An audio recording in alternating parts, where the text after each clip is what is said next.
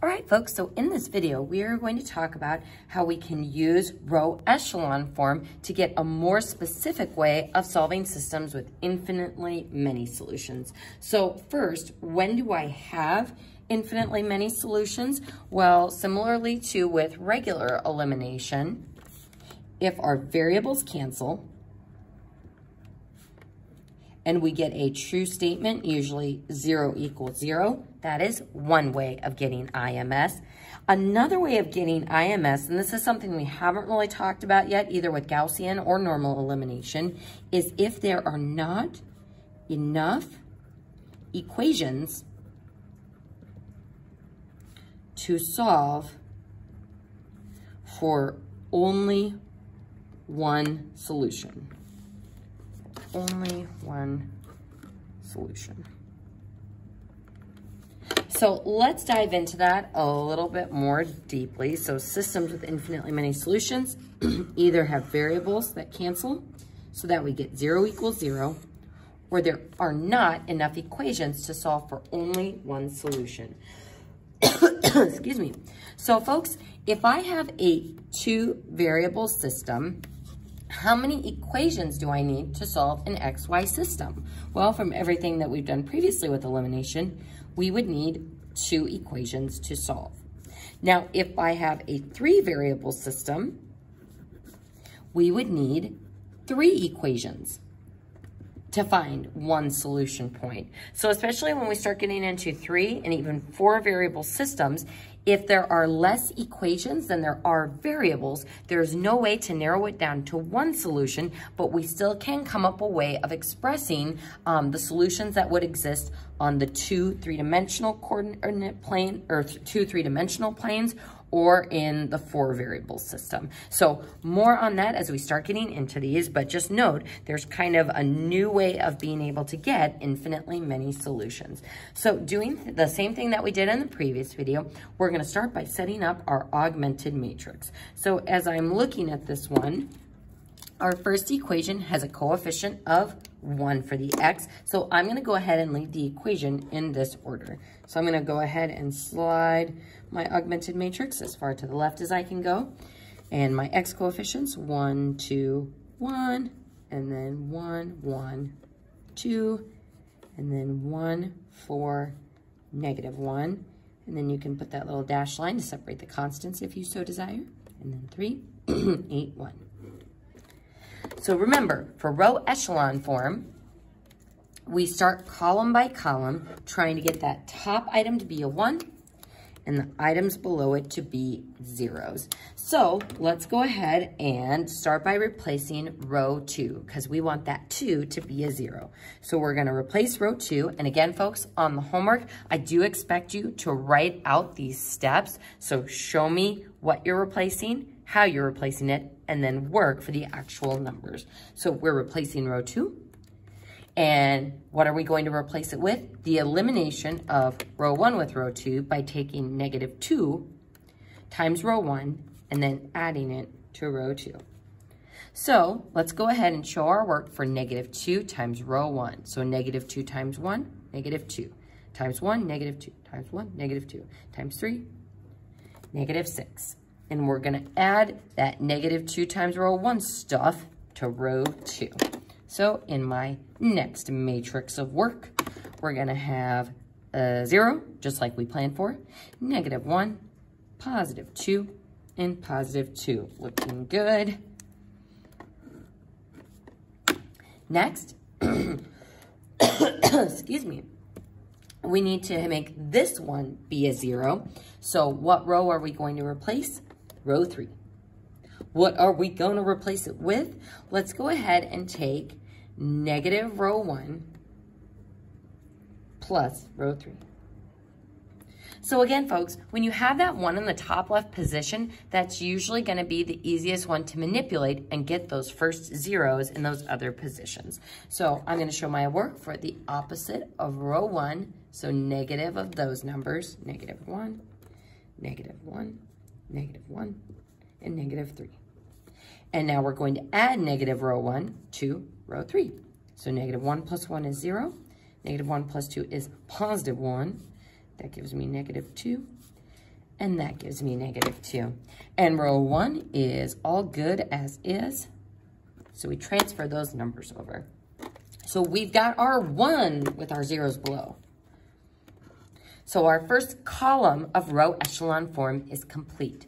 So next, we move to our next column. We need this next item down to be a +1, and the item below it to be a 0. So how can we make that -1 a +1? And again, don't overthink it. Yeah, we could multiply row 3 by 2 and then add it to row 2, but it's easiest if we just divide that row by -1. So I'm going to replace row 2 with row 2 divided by -1. You could also do row 2 times -1. Doesn't matter how you write that work step. So in our new matrix, we get 0 and +1 and -2 and -2. And row 1 is going to stay the same. Oh, excuse me. All right, so next we need to get this term to be a 0. So I wouldn't want to take the opposite of row 1 and add it to row 3 because, again, that would ruin the integrity of that 0 in the first column. So after you've gotten these to be zeros, row 1 kind of becomes off limits because that 1 would always mess up that first position. So luckily for us, we can just straight up add row 2 to row 3 to get that to be a 0. So our next step of work would be we're going to replace row 3 with row 2 plus row 3. So -1 plus 1 is 0. 0 plus 0 is 0. 2 plus -2 is 0. 2 and -2 is also 0. So something strange has happened. When we look at this matrix and say, is this row echelon form? Instead of getting the next slant of 1, we did get our zeros below these ones. But instead of getting a slant of 1, what we got is 0 equals 0. And this is important when we think about how this row echelon form matrix is corresponding to the original equations. So this is my X column. This is my Y column. That's my Z column. And that's my constant.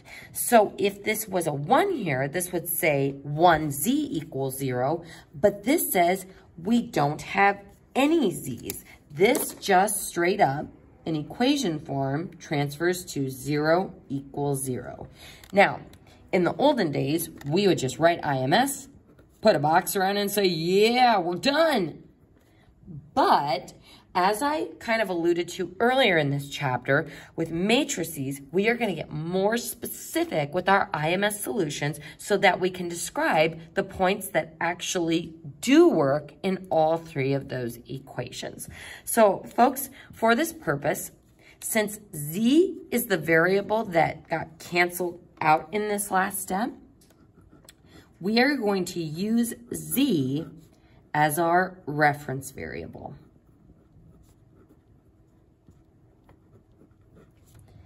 And what that means is we are going to write a coordinate solution kind of formula for X, Y, and Z, all in terms of that reference variable Z.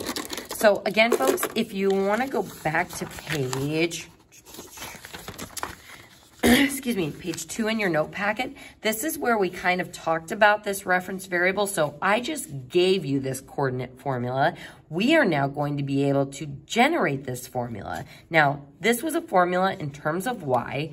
Our formula is going to be in terms of Z as a reference variable. And what that coordinate solution allows us to do is generate solutions based on the reference variable and also check to see if things are or are not solutions of our system. So if I wanted to check if 5, 0 was a solution, I would have to plug into both of those equations to check. But with the reference variable coordinate formula, we can just plug it into this one place as a one-step check to see if it is a solution. So again, we kind of alluded to this earlier, and now we get to see it in action. So we have decided that Z is going to be our reference variable. So I'm going to go ahead And down below here, for my coordinate solution, the z part of that 3 variable coordinate is just going to be z. That is my reference variable. So next, we are going to come up, there we go. So z is my reference variable in that coordinate formula. So next, we want to come up with an expression for our y part of our coordinate in terms of z, or in terms of that reference variable. And how we do that is actually working back up the matrix just like we did in the previous problems. So turning this augmented matrix back into an equation, this says 0x, 1y, minus 2z equals -2. So again, remember there's always an equal sign separating the z stuff from your constant. So we've got an expression in terms of y and z. What I want to do is get an expression for y in terms of z. So essentially, how am I going to solve this equation for y? We want to add 2z to both sides. And that gives me y equals 2z minus 2. So now I have an expression for y in terms of that reference variable z. So in my coordinate solution, instead of getting something like y equals 5, we have y equals 2z minus 2. So I'm going to put that 2z minus 2 in the y slot in my formula. So this expression is what we found y to be equal to in terms of the reference variable z. So again, we don't know what z is, so we can't plug a value into that expression, so we just leave it all in terms of z. So back substituting up the matrix, turning this first row back into an equation, we would get x plus y plus z equals 3. So we want to get an expression for x only in terms of z, the reference variable. So right now, I have an expression for x with y and z. So what we are actually going to do, and again, this is similar to how we back substituted in previous problems, is we're going to take this stuff that y is equal to, and we're going to plug it in for y in that expression, which will give me x plus 2z minus 2. So this is my expression for y in terms of z. Then we've got that plus z, and then equals 3. So I want to solve for x, which will give me an expression all in terms of z. So how do I solve for x? We're going to combine our like terms. So x plus 2z and z is 3z. And then -2, I'm going to swing over to the other side, which gives me 5. So x equals -3z plus 5. And folks, as far as order goes, I tend to put the variable stuff before the constant. Doesn't actually matter how you do that in my math lab, but as you're checking the written key for the practice set, this is usually the order that I go for. So now we have an expression for x, only in terms of that reference variable z. So in our coordinate formula, in the x slot, we are going to write that expression for x, the -3z plus 5. So now we have an expression for x in terms of that reference variable z. So I'm just going to pull back for a moment. So z canceled out. which gave me 0 equals 0.